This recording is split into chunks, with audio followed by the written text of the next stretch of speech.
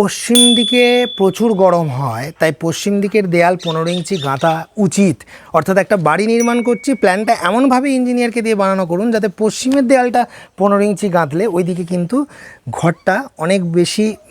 ঠান্ডা থাকবে, কারণ পশ্চিম দিকে ডাইরেক্ট সূর্যের আলোটা লাগে। আর একটা জিনিস, সেটা আমরা আমাদের অনেকগুলো প্ল্যানে অনেকগুলো প্রজেক্টে করিয়েছি, উত্তর পশ্চিম দিকে তো বায়ুকোণ, সেখানে আমরা টয়লেটই ডিজাইন করি, কিন্তু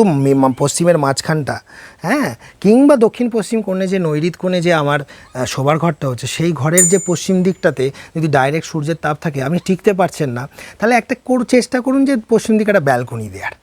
পশ্চিম দিকের ঘরেতে ব্যালকনি দেওয়াটা কিন্তু মাস্ট, এবং সেই ব্যালকনি কী করবে, সূর্যের আলো, বৃষ্টির ঝাপটা সবকেই কিন্তু মেন ঘরের দেয়াল থেকে দূরে রাখবে, যার ফলে এই প্রচণ্ড গরমে যখন সূর্যের তাপটা ডাইরেক্ট দেয়ালে লাগতো বেডরুমে, সেটা না লেগে ব্যালকনির ভায়া হয়ে আসবে, তার ফলে দেখা যাবে ওই ঘরটার কমফোর্ট অনেকটাই বেড়ে যাবে। তাই এইসব ছোটো ছোটো বিষয়গুলোকে যদি খেয়াল না রাখেন, তাহলে কিন্তু আপনার বিল্ডিংয়ের গরম কমবে না।